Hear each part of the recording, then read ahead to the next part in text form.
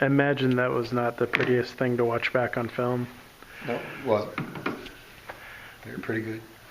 Were you surprised at the struggle? Was it the competition? Was it communication? What would you pin as being sort of the primary issue? I don't know. I mean, they did a good job, and they're pretty solid, and we didn't execute the way we needed to execute. That's pretty much the bottom line. I think there were times when we shot ourselves in the foot. I think there were other times when they got themselves. They did a good job. I think they're been good for a couple years now. They're pretty solid on that side of the ball. Andy Marshall got a lot of reps. What did you see from him? I saw aggressiveness that I saw him in camp, and he did a good job, and seems to get better each day. He gets out there at tackle, and he worked real hard, and it's impressive with the way he performed. And he was got after people, and shoot, he fought the whole way through the end. And I think he did a good job in his pass protection. I mean, those guys they've been pretty good. They can give you a lot of negative plays, which they have in the past, and they got us a couple of times, but kept them off the quarterback in the passing situation. It was a plus, and did some good things. I thought he did a nice job. And I think gave Easton a good break too. So where do you see kind of that position at right now? It's definitely going to be a competitive situation all year, I'm sure. You kind of just rotated them series to series. They sure did. They sure did. And I think Coach West has a plan for it, and he likes those tackles to come off the ball. And I think Andy did a good job, and I'll just increase Easton's opportunities to do it too. What was your evaluation of the rotation at guard and how the guys that you did played? And I imagine it's something you'll be looking at pretty much closely. I mean, there was such a tight game. I mean, there was never an opportunity. It was not like there was a ton of plays out there. It's not an opportunity we can go, okay, we can go out there and change it up like this. We had a 12-play drive, and that was a good drive. I think the kids came off, and we had a pretty good plan, and the guys executed it. I mean, you hit the 2 fourth downs. I think that was critical. I mean, never going to catch a long fourth down like that, but we sure did.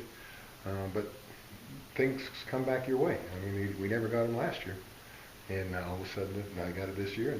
And just hard work and perseverance. You'd like to see more of what you saw in practice translate to the game. I think the task of moving people around is always difficult, but the thing about it is, if you'll do your footwork, do your technique, and get out there and trust it, and just go through it. I think at times those guys did it. It's always popcorn because you're always catching it. Every once in a time you catch it, and all of a sudden that backside linebacker come through, or someone could hit it like that. You're a lot of plays. I mean, you're like that for an opportunity to get to the next level and keep it going. I mean, there were some real long runs in there we could have had, and for whatever reason it didn't pop out for us. I think one of the reasons is they're pretty long. That dang number 2 was as good a man as I've seen, and I think that they're pretty solid again this year. Shamir was talking about how some of the issues were, some of it was over communication, some of it was a lack of communication between the linemen, which was a problem that a lot of them, and I think you also discussed, was going on last year. How can y'all kind of iron that out? Well, I think you just got to go back to your basics. I think what happens is they also stemmed late on us. And when they stem, you can make a call, and then the call needs to go off. And I think that's exactly what he's talking about, because he'd be covered up, and the next thing you know, he'd be uncovered. And so those guys would not echo the call out, or the guy already heard the call, and he would never echo the call, or a guy heard a call and someone stepped in. 1 minute you're covered up by a man, and the next minute there's nobody there. But the guy next to you heard the blocking scheme, and so sometimes that performance, you just got to be more aware of your surroundings. But I mean, I'm assuming that because Boston College did it, some other teams have done it, and it's causing some communication issues. Y'all are going to see a lot more of that. Oh, you should. This season, so I mean, it's really got to get. And our defense does that to us too. It hadn't been a problem until it was the first game. Shamir, Will, and Freddie played every snap, or did you? No, Freddie and Will and Shamir all played. They did. Right. They never came out. Yeah. Okay. The footwork overall, how would you say? I wasn't pleased with it. I think they know it too. They saw the same thing I saw. I mean, the departure angles up on linebackers, and people going after scoops and releases. I mean, those things, you see them all day, and I stand right behind them every single time and harp on them, and I get what I want. But I wasn't out there. Did they do what Jim Reed did at Virginia? Or was it a little different, or? They did a little different. He's grown.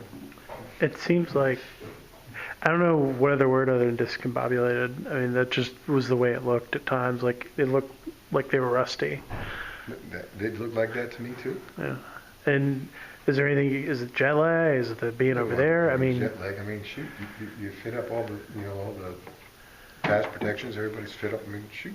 that was what was so Because weird, I guess, about it, The whole thing yeah. about it is, if you're gonna say that, then how come it wasn't all over the board? How come it wasn't crazy all over the place? And it wasn't crazy all over the place. I guess it's the It was weirdest crazy thing, when, yeah. It was crazy at certain times.